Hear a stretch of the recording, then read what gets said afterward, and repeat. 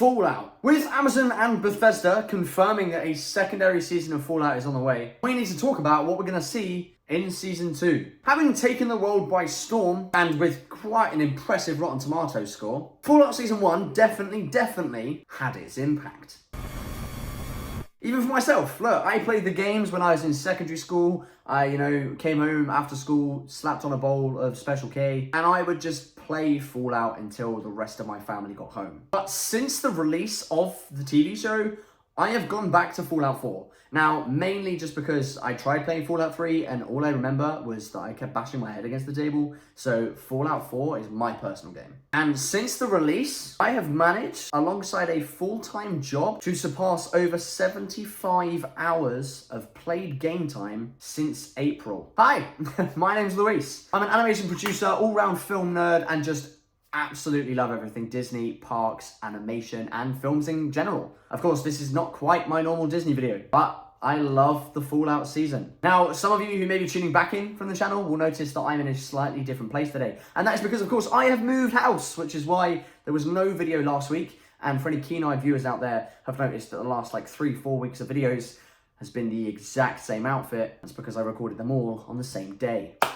Content creation. But yeah, I cover all things Disney parks, animation, films, and clearly now TV shows. And if you like this sort of content, hit that like and subscribe button. We are so close to our goal. We are just 40 subscribers at the time of recording this video away from 900 subscribers. My goal by November 6th, and by the time this video comes out, is less than a week away. November 6th, my 22nd birthday, to have got to 900 YouTube subscribers. So please, kick that like and subscribe button. It's free and you can unsubscribe at any time. And if you're feeling frisky, we do have a goal of 1,000 subscribers by the end of 2024. So what, 2 months total for that dream to become a reality? But yeah, let's get back to the actual video. So, of course, Fallout, for me, by far one of the best TV shows to have come out of a video game-based world. Of course, there has been some many iconic ones over the years. There's been spin-offs on movies, some slightly better received than others, and of course, some that the gaming community riddled so much that the entire studio changed the way it looked. Of course, hit sensational TV show The Last of Us, again, filming at the moment for another season. It's clear that this TV show has a lot of love for the games. The creators behind it, the attention to detail, things like FNAF, things like Fallout, things like The Last of Us, every single one of them, it is evident that the creators behind it have such a keen passion for the games. And that is how it should be done. Marvel, take notes. In fact, it was actually revealed in some making of short films that the director and multiple directors, production team, things like that, the producer of this show is a huge fan of the games. Not only is the lead creative team absolutely fantastic on this, and are very talented filmmakers, including director of 3 episodes, Jonathan Nolan, who, as you may have guessed by the name, is the brother of Christopher Nolan, as in one of the best filmmakers of all time. It's safe to say that there was an awful lot of time and effort and energy put into making this show as good as it is. And to be honest, the crazy, vast world that is the Fallout wasteland needs that dedication. Fallout Season 1 had so many different Easter egg references, things like that, in the show that linked all of the different games together. It pleased so many fans. They managed to please probably 90% of us, while also creating a brand new story with 3 new characters.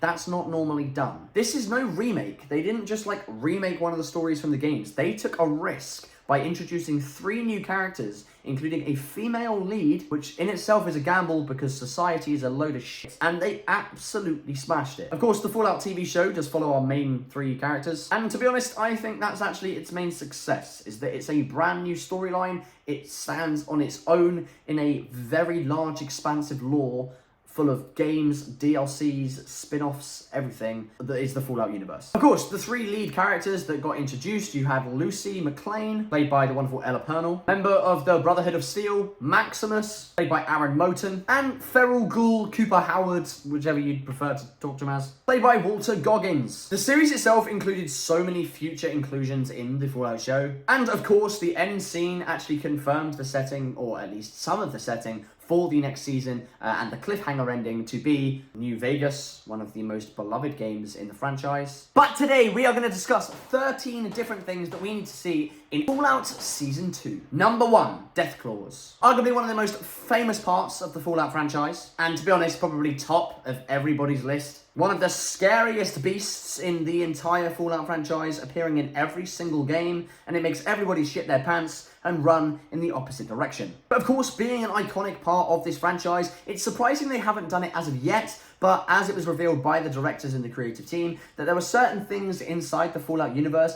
that they wanted to save for a second season, because they were already creating such an expansive universe that we'd already known and loved. So it was much easier to create the foundations and then build on it, rather than just chucking everything into the first season. But of course, having been an experiment gone wrong by the US military, Deathclaws pose a formidable threat in the Commonwealth. Designed by the military to replace humans in combat during the Great War, this beast, now turned apex predator, this has become a staple in every Fallout piece of content. Now, the Deathclaw was actually teased at the end of the first season. Of course, when Hank McClane is walking towards that New Vegas skyline that we have also been teased, we do see the skull of a Deathclaw, so of course one that's dead. However, does this then foreshadow the future battle between Hank McClane and a Deathclaw, or are we just going to be seeing them in general? It's pretty much confirmed at this point in time that Bethesda, Amazon, and the guys in charge of this want to include Deathclaws in the new season, and I don't really think that Lucy would be the one to fight it. If anything, it would be Maximus and the Brother of Steel, but I do think that if anyone is going to be fighting this Deathclaw, it will be Hank McClane, and I think he's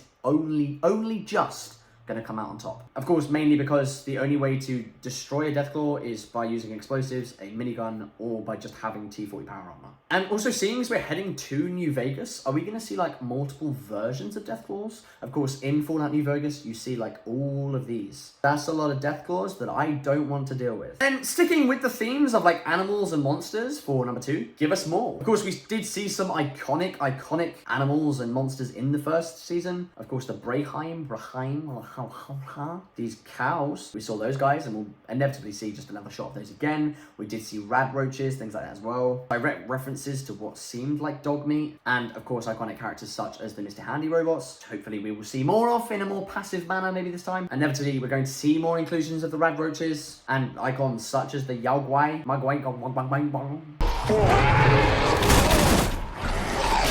that one, scary ass bear. There are some more common and famous ones that are still yet to be seen. If we combine what we know of like what we've been given in the first season so far for the Wasteland, plus what could be coming in New Vegas, we're in for a treat. For example, give us geckos. Could you imagine these guys chasing the group?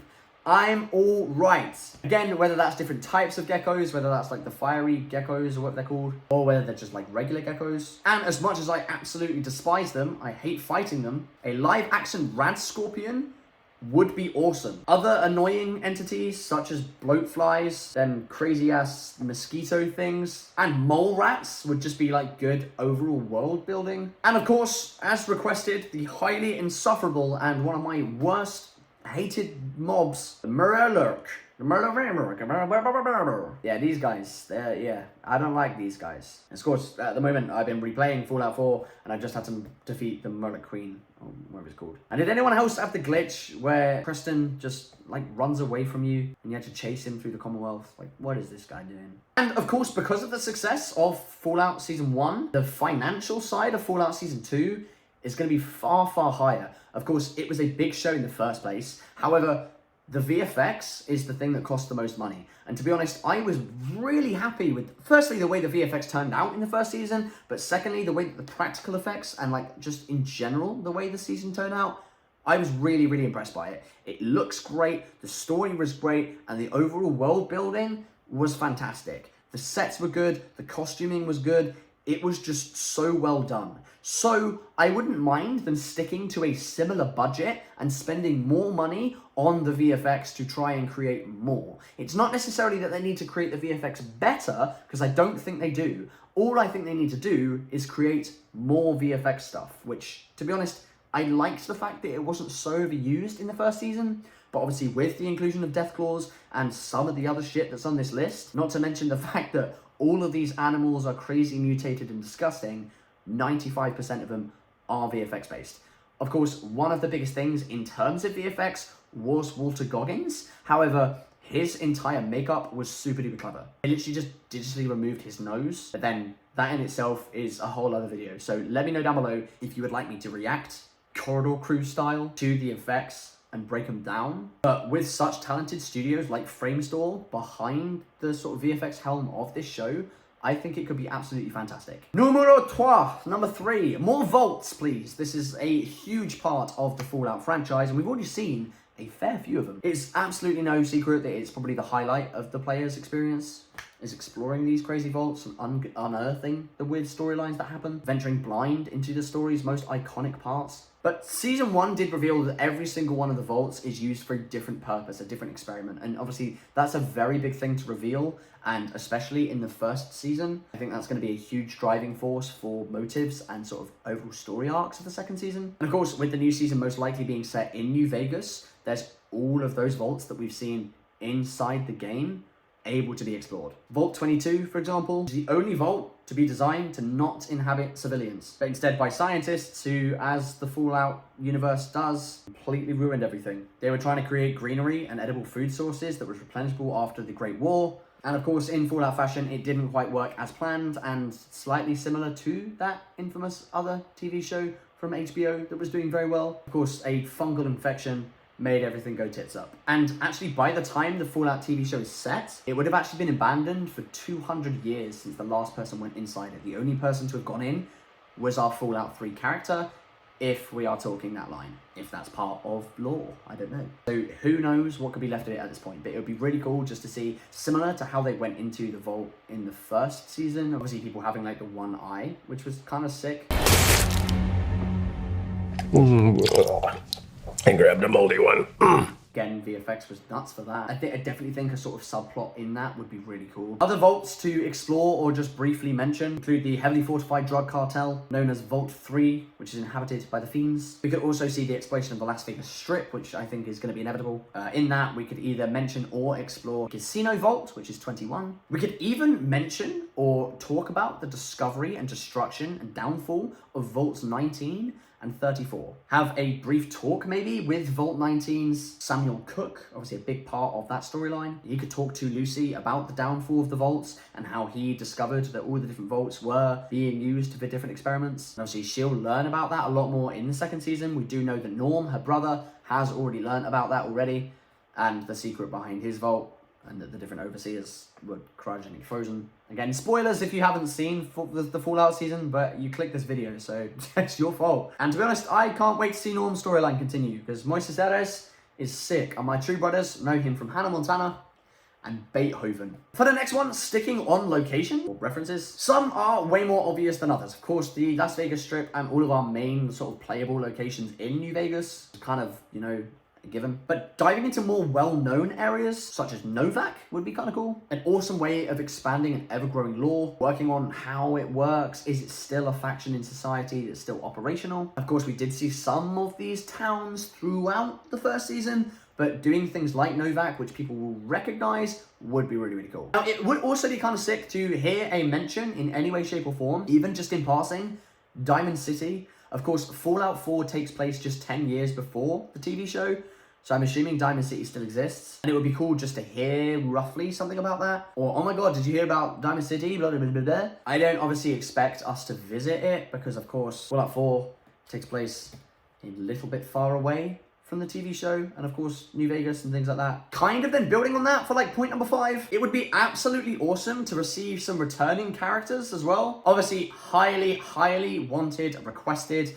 and to be honest, I would really love to see him. Nick Valentine, of course, a massive part of the Fallout 4 storyline. He is an Institute synth, so to be fair, alongside that one, maybe the introduction of the Institute. Whether or not the show will actually follow that, I'm not sure. I don't think it would go down the Broken Institute rules, especially because that's mainly to do with the Fallout 4 storyline. But maybe, again, similar to how I said with Diamond City, mention it in passing. It would be absolutely freaking awesome to see fan favorite Nick Valentine. It would be an amazing way of displaying more of these beautiful makeup skills that we saw with the ghouls. Or if we want to go down the CG route, depending on what they want to do, I think it'd be really cool to have a CG Nick Valentine. Personally, I think of a way of keeping down costs would be to have a body double that would be wearing a suit, similar to how they did with like Iron Man, and then just digitally replace his eyes and any like circuitry, kind of how they did with the Creator. By the way, if you've not seen the Creator, Go check it out because it's freaking awesome. And also, while we're talking about this, going off topic in one of my ADHD moments, go check out my Letterboxd. Of course, if you don't know what Letterboxd is, it's basically IMDb but for cool kids, and it basically allows you to see your favorite creators, your friends, and things like that on what they're watching and whether or not you should bother going to watch them in the cinema,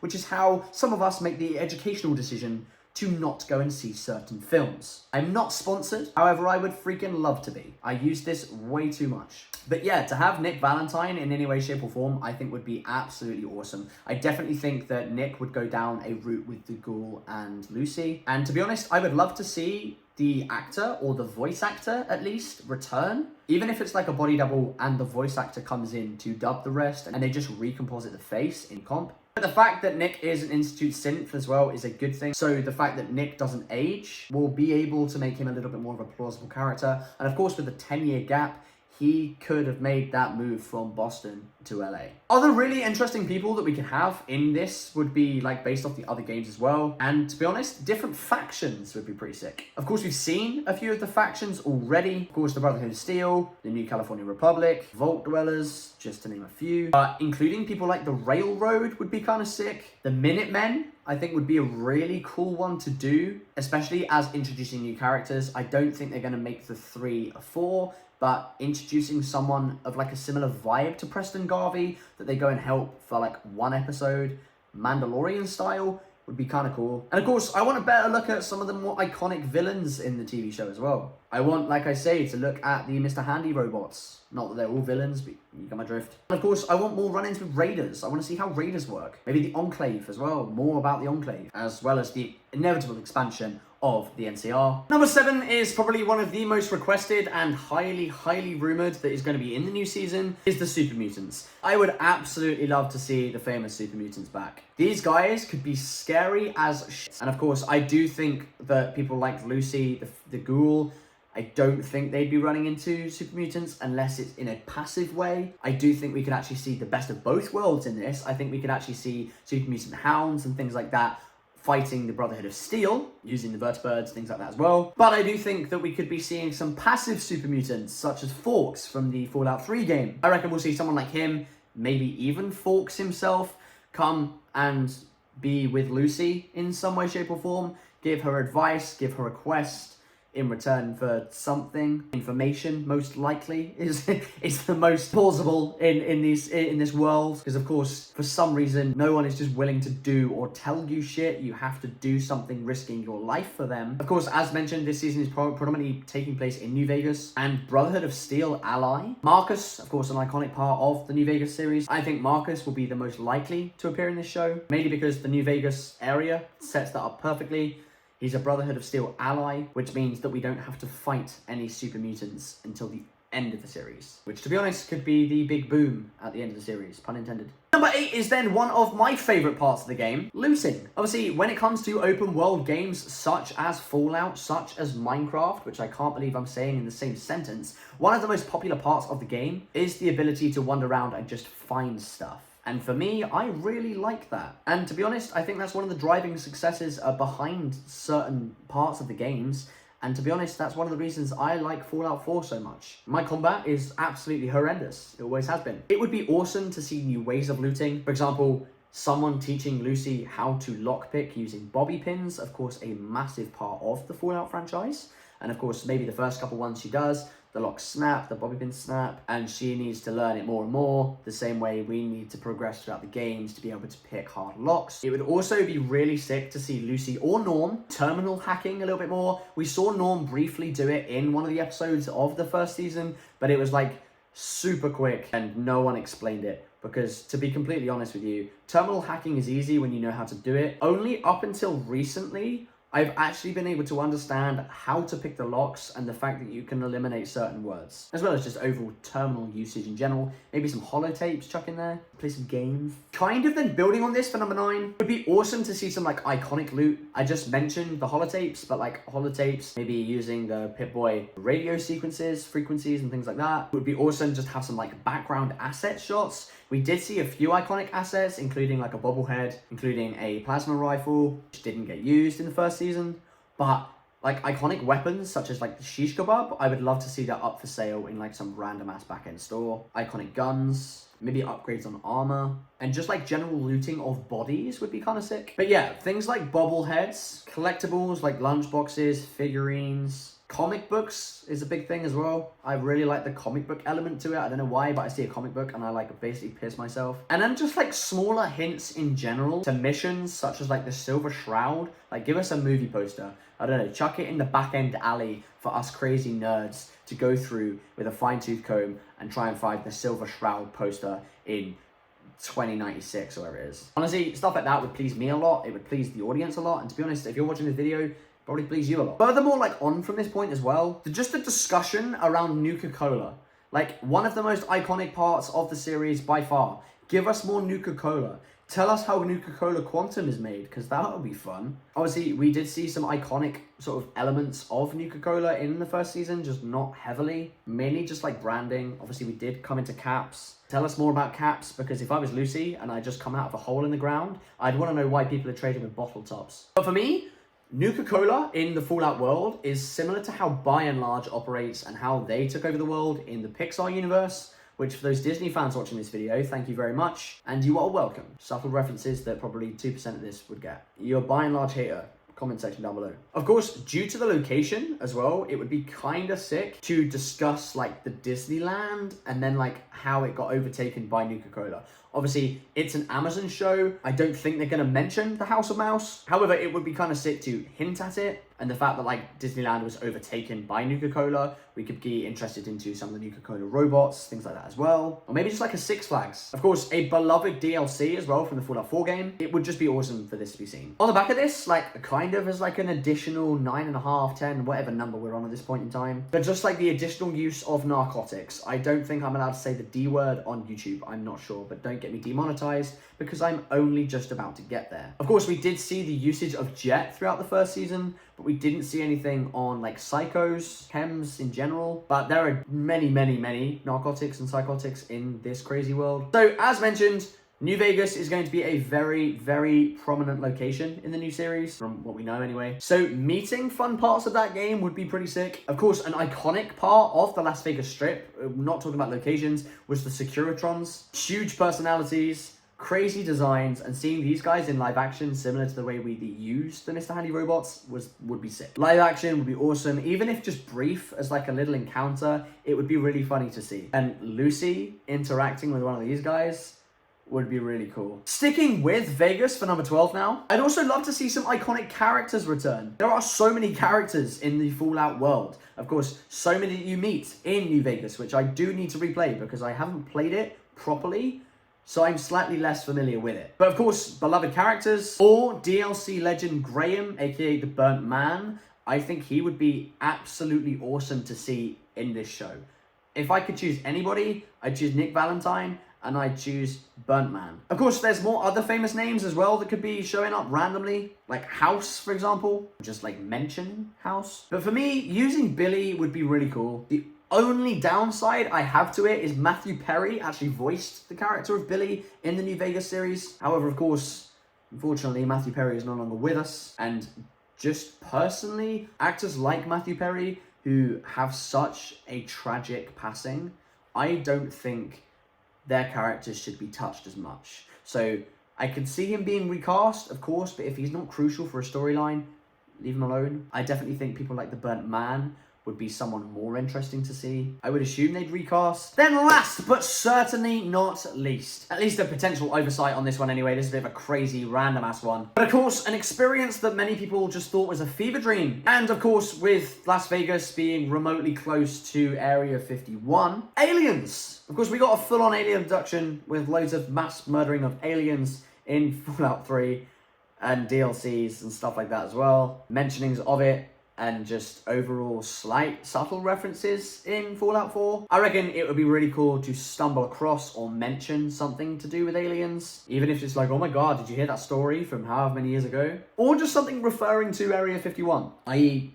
Vault 51, which was rumoured to have had some extraterrestrial stuff going on inside. I don't expect Lucy or Maximus to get like abducted and probed by aliens. But it would be kind of cool to see them in any way, shape or form, and of course just mention them because it's a big part of the Fallout storyline, which for me is really weird and kind of off-brand. But I mean, it's Fallout, anything can happen at this point. But yeah, that's it guys. What do you guys think? I personally loved recording this video. It was a fun one to script for sure, and my first Fallout video on the channel. So let me know if you want to see more content on it in the future. But let me know what you guys are interested in for the new Fallout season. I think it's definitely going to be a good one. I'm very excited for it to be coming back. And of course, it's probably one of the best seasons from 2024 for sure. And hopefully season 2 is going to improve on it massively. But for now, stay safe. I'll see you in a future video and see you next Sunday. We are back on for our regular scheduling programming because of course, I actually have somewhere to record my videos now. But for now, stay safe. I will see you in a future video. Peace.